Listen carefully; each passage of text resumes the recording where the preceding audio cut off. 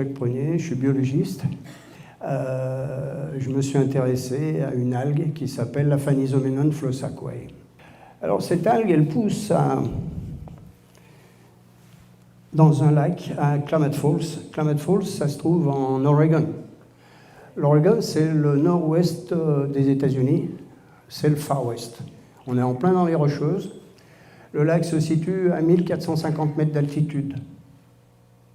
C'est un monsieur qui s'appelle Daryl Coleman qui a découvert, qui a lancé pour le premier cette algue. Alors elle pousse dans le lac Klamath, qui fait 40 km de long et en moyenne 3-4 km de large. La moyenne de la profondeur, j'ai bien la moyenne, c'est 1,50 m. Mais il y a des trous à 18 mètres. Et il est alimenté par ce lac, la Crater Lake, que vous trouvez ici, à 40 km au nord, qui lui fait jusqu'à 800 mètres de profondeur. Donc à 800 mètres, il y a une pression terrible qui s'exerce, et l'eau va percoler, pénétrer dans le sol, et va ressurgir ici, au nord du lac Klamath. L'eau, la terre volcanique, est très riche en oligo-éléments. L'eau est un solvant, elle va se charger de ces oligo-éléments et va venir alimenter le lac Klamath. Et les plantes qui se nourrissent des minéraux de l'eau, pas nous. J'insiste, pas nous. Donc, quand on vous dit qu'il faut boire de l'eau minérale, c'est un gros bluff. L'homme est un hétérotrophe, il est incapable d'assimiler les minéraux contenus dans l'eau. Seules les plantes peuvent assimiler les minéraux contenus dans l'eau et dans la terre, vont les transformer pour les rendre ce qu'on appelle organiques. Et quand vous mangez la salade, vous mangez les minéraux, enfin quand c'est celle de votre jardin, parce que c'est celle du supermarché, je ne suis pas sûr qu'il ait bien vu la terre, mais c'est beaucoup en hydroponie maintenant. Vous mangez les minéraux, parce que là, vous pouvez les assimiler. D'accord? Ça, c'est important. Donc, cette eau, ici, elle est très fortement chargée en oligo-éléments. Voilà, ça, c'est la récolte. Vous avez deux machines, les anciennes, avec les rideaux qui tournent, et les nouvelles avec des rouleaux.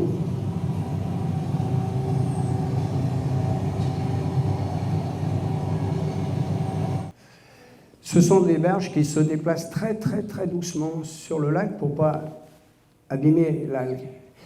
L'algue, entre le mois de juin et le mois d'octobre, elle va se développer sur une épaisseur de 50 cm.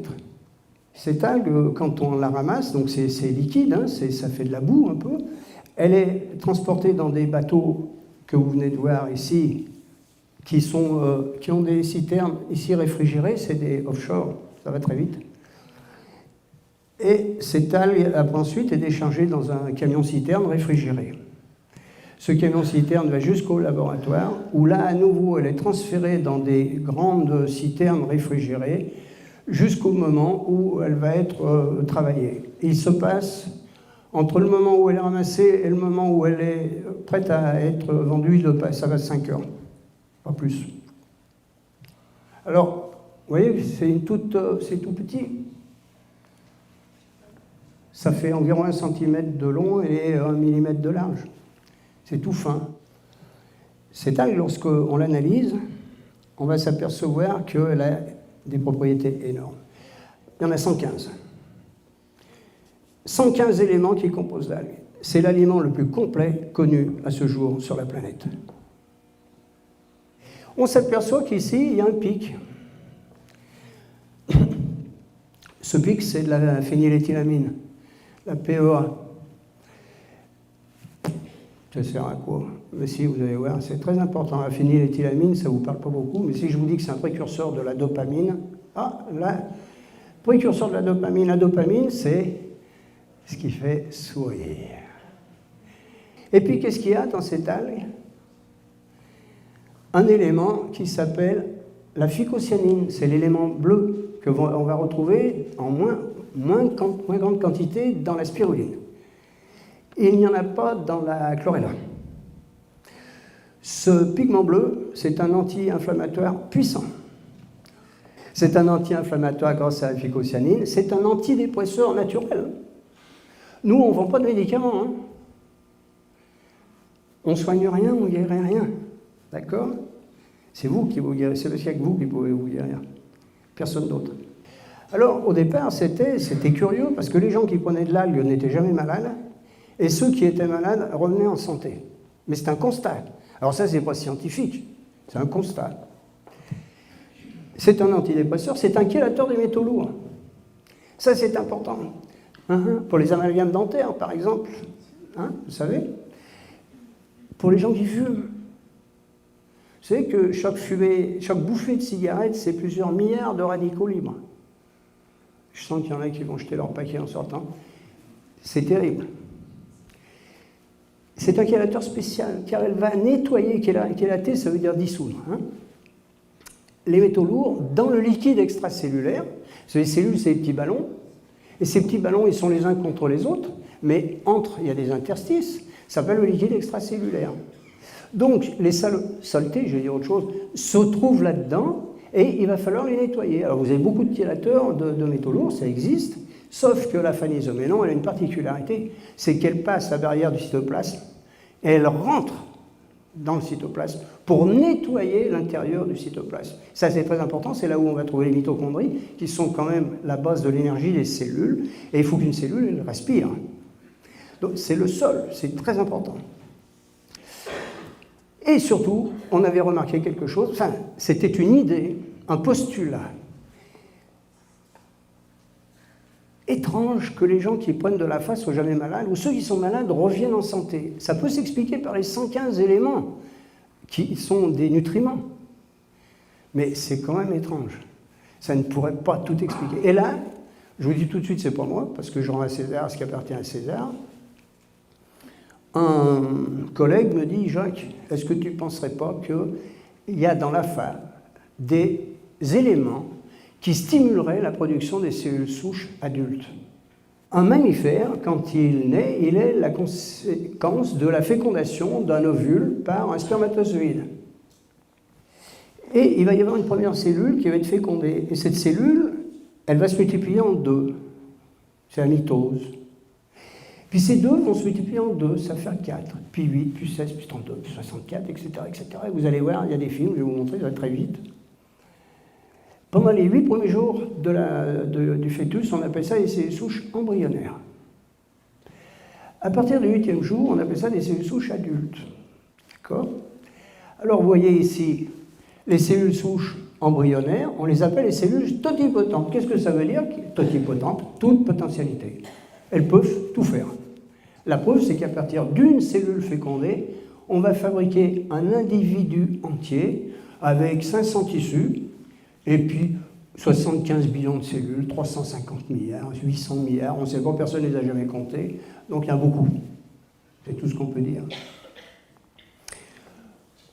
Au bout du 7e jour, elles vont continuer à se multiplier, mais on les appelle à ce moment-là les cellules souches adultes, elles sont pluripotentes. Et jusqu'en l'an 2000, on pensait que la barrière était ici, que seules les cellules totipotentes pouvaient se multiplier et se différencier dans tous les types de tissus. Et nous avons démontré que les cellules souches adultes dites pluripotentes ont la même capacité. Elles n'ont qu'une seule différence, c'est qu'elles ne peuvent pas être fécondées.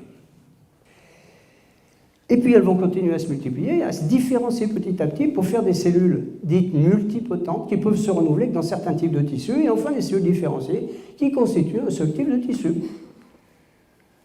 Le cœur, c'est des cardiomyocytes. Le foie, c'est des hépatocytes. Une cellule de foie ne peut pas faire du cœur. Mais nos tissus ne fabriquent que des cellules de leur propre lignée. Le cœur, il va fabriquer que des cardiomyocytes. Le foie, des hépatocytes. Les os, des chondrocytes, des ostéocytes. Le cerveau, des neurones, des glies. Mais comme nous sommes des êtres parfaits, enfin, nous avons été créés parfaits. Le corps est magnifique. Il existe dans le corps des tissus, le cerveau, la pulpe dentaire et la moelle osseuse, qui vont fabriquer des cellules pluripotentes. Vous vous rappelez, pluripotentes? Elles peuvent remplacer n'importe quelle cellule de n'importe quel tissu. Ça veut dire qu'une cellule souche de moelle osseuse, eh ben, elle peut faire du cœur, elle peut faire du foie, elle peut faire de la rate, elle peut faire de l'estomac, elle peut faire du cerveau. Elle peut tout faire. Elles vont mettre 36 heures pour faire le tour du corps humain. 36 heures. Mais elles ne savent pas ce qu'elles vont faire. C'est comme un livre où il y aurait que des pages blanches. Ce livre, il peut devenir un roman policier, un roman d'amour, une bande dessinée. Il est vierge. Elle ne sait pas. Mais ce qui est sûr, c'est qu'elle va sortir de la moelle osseuse, elle va aller se balader dans la circulation sanguine, et au moment où l'organe en a besoin, il envoie des signaux de détresse. Il envoie ce qu'on appelle des signaux chimiques, on appelle les cytokines, qui vont dire « Oh, oh, oh, oh, oh, je suis malade, je suis malade, je suis malade, je suis malade ». Depuis qu'on est là, ça s'est passé des dizaines de millions de fois dans chacun de nous. On ne le sent pas. Alors, pour prouver que ce qu'on disait que l'afanisoménon augmentait la prolifération des cellules souches, on a demandé à un professeur dans l'Illinois, à Chicago, professeur Orlick, de faire provoquer des infarctus du myocarde sur des rats. Alors, on constate que lorsqu'on donne un extrait d'algues aux rats, ils récupèrent leur cœur. On va mettre que dans la moelle osseuse un produit fluorescent. C'est un extrait de méduse. On va provoquer des infarctus du myocarde. Et là, 30% des cellules de réparation étaient fluorescentes. CQFD. Elles viennent bien de la moelle osseuse et se transforment bien en cardiomyocytes. Si ça a été dans le foie, elle aurait fait des hépatocytes. Elles peuvent tout faire. On va reprendre la base du travail qui a été fait, mais je vais essayer de la performer. Donc en effet, je vais rajouter, modifier la formule, rajouter d'autres molécules, sachant que nous sommes toujours dans des compléments alimentaires, donc c'est très encadré, on ne peut pas utiliser les molécules que l'on veut. Donc quand une molécule est interdite, il faut en trouver une autre ou deux autres qui font le travail de celle qu'on ne peut pas utiliser, c'est-à-dire on y arrive toujours, hein. Mais c'est long, c'est un gros travail. Et on va faire des essais, des prises de sang à Lyon, parce que le sang, lui, il ne ment pas, n'est-ce pas? Quand vous faites une prise de sang, que vous demandez au service d'hématologie de nous mesurer ce qu'on veut, c'est-à-dire les lymphocytes T, les lymphocytes B, les CD8, les CD4, les CD33, les CD134, pardon, 133, pardon, les CD34, on va leur demander de nous analyser ça. Le service d'hématologie va faire une cytométrie du flux sanguin. C'est-à-dire on va mettre des réactifs dans le sang, et les cellules vont réagir à telle couleur. Le lymphocyte T à telle couleur, le lymphocyte B à telle couleur, le CD34 à telle couleur, etc. D'accord? Et ce sang, on le fait passer devant une cellule. Et la cellule va les compter. Parce que nous, on ne peut pas les compter à l'œil, hein, c'est pas possible. Ça pourrait se faire au microscope et ça serait vraiment très long. Et lui, le cytomètre, il vous calcule ça en 2 secondes, c'est fait. Natural killer cell. Qu'est-ce que c'est? C'est les cellules tueuses naturelles. Vous en avez parlé tout à l'heure, puis vous allez en voir encore tout à l'heure dans un film. C'est les cellules qui détruisent les cellules cancéreuses.